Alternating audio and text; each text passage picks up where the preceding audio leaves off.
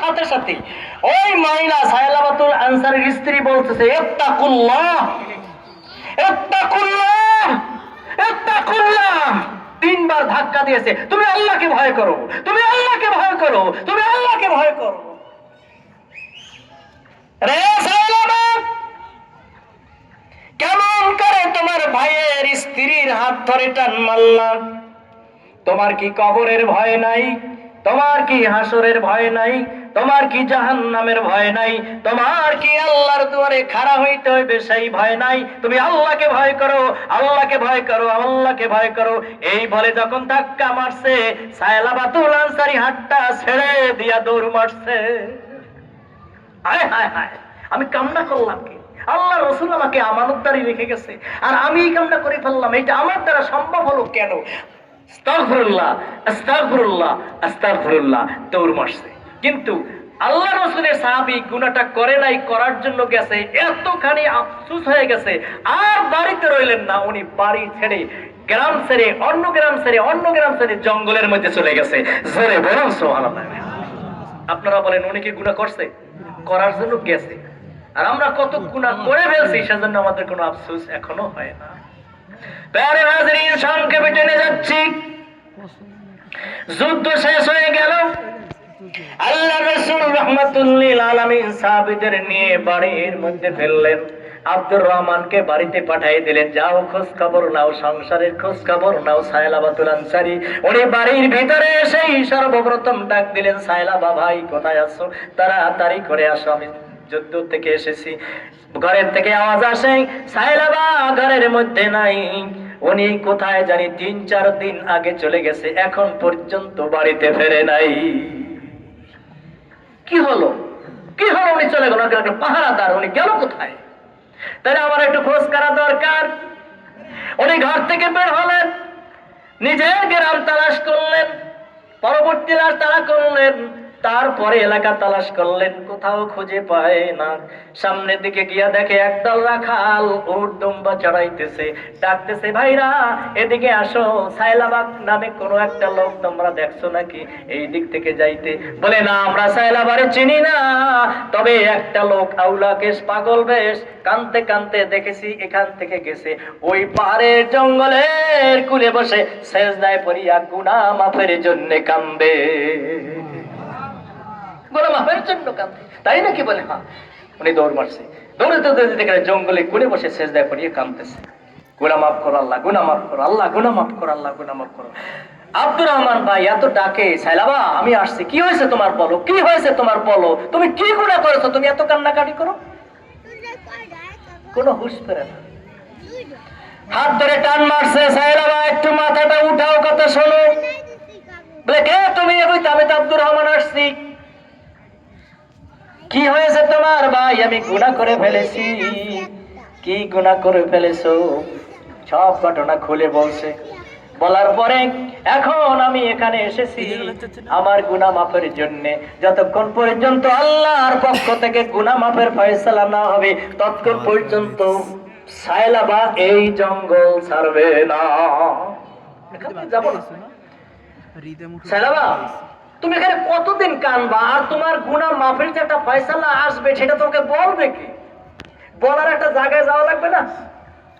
চলো, তুমি আমার সাথে চলো, আমরা যাই আলী রাদিয়াল্লাহু তাআলার কাছে, আমরা যাই আবু বকরের কাছে, যাই ওসমান গনির কাছে, যাই আল্লাহর রাসূলের কাছে। তোমার গুনার মাফের একটা ফয়সালা তো বাইর করা লাগবে। এরকম কানলে কবে মাফ হবে তা তুমি বুঝবা কেন? চলো।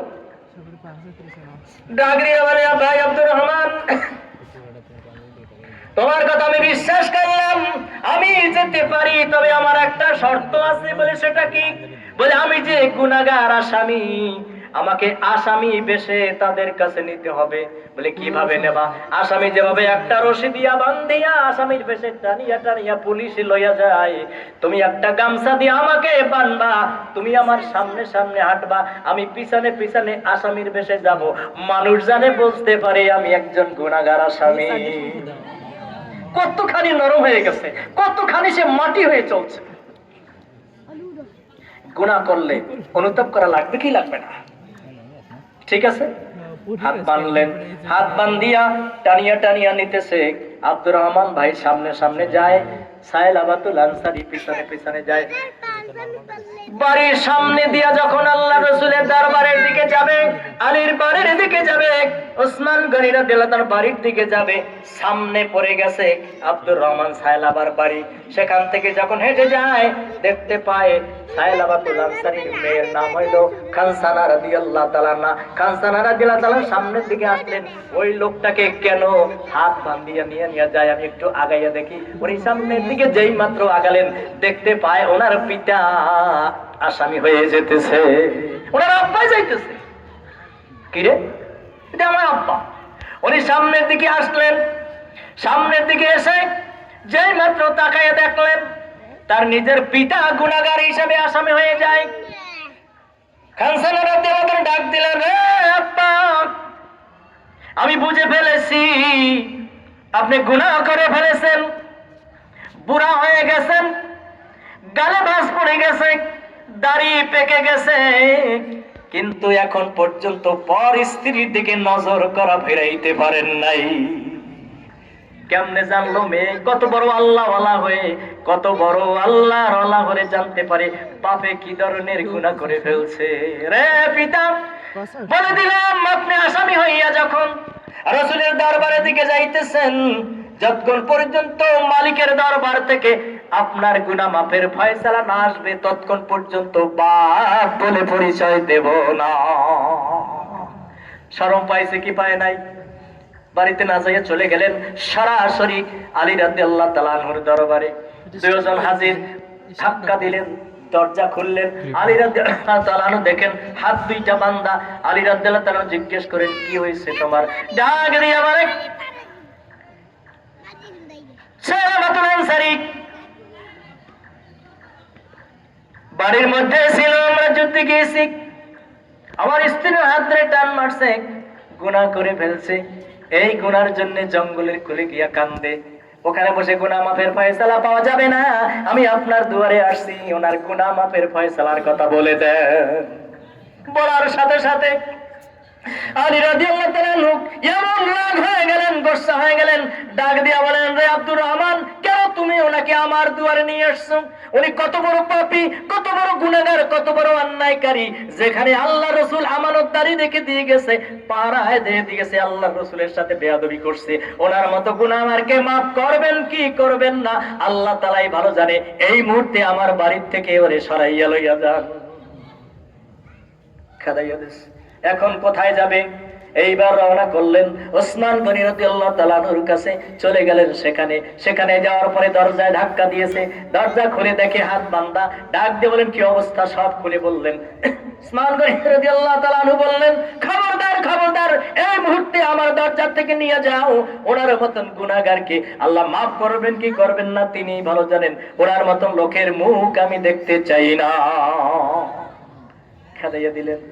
তারপরে গেলেন আবু বকর সিদ্দিক রাদিয়াল্লাহু, ওমর ফারুক রাদিয়াল্লাহু তাআলা আনহুর কাছে। ওমর ফারুক রাদিয়াল্লাহু তাআলা তো কত বড় রাগী, কত বড় মেজাজি, তার আপনারাই তার ইতিহাস জানেন যারা শুনেন। দেখার সাথে সাথে বুঝে ফেলছে কি জানি কাম করে ফেলছে। আব্দুর রহমান ডাক দিয়ে বললেন, গুনাহ করে ফেলছে, এই গুনাহ করছে, সেই জন্য আমরা দুইটা দরজা ফেরত দিয়েছি, আপনার কাছে আসছি, ওনার গুনাহ মাফ কিভাবে হবে আপনি একটু ফয়সালা দিয়ে দেন। ওই ডাক দিয়ে বলেন, খবরদার খবরদার, একটা মুহূর্ত আমার কাছে দাঁড়াবা না, আমার থেকে চলে যাও, ওনার মতন কমিনার মুখ আমি দেখতে চাই না। ফেরত দিয়ে দিলেন। সবচাইতে বড় সাহাবী, জলিল কদর সাহাবী, আল্লাহর রাসূলের একান্ত আপনজন, ভদ্র সাহাবী আবু বকর রাদিয়াল্লাহু তাআলা আনহুর কাছে চলে গেলেন, হুজুর এই ঘটনা ঘটছে, এখন গুনাহ মাফের তো দরকার, আপনি একটা ব্যবস্থার কথা, ফয়সালার কথা বলে দেন। আবু বকর সিদ্দিক ভদ্র মানুষ, কিন্তু বলে এত রাগ হয়ে গেলেন যে রাগটা সম্বরণ করার মতন তার ধৈর্য ছিল না। বলে দিলেন, খবরদার খবরদার, একটা মুহূর্ত দাঁড়াবা না, আমার কাছ থেকে তারা ভাগাইয়া লইয়া যাও। চারজন সাহাবী ফেরত দিয়ে দিলেন। বলেন তো কত বড় অপরাধী আর কত বড় সে অন্যায়টা করে ফেলছে, আল্লাহ রাসূলের সাথে বেয়াদবি করছে, আমানতের খেয়ানত করছে, গুনাহ করে ফেলছে।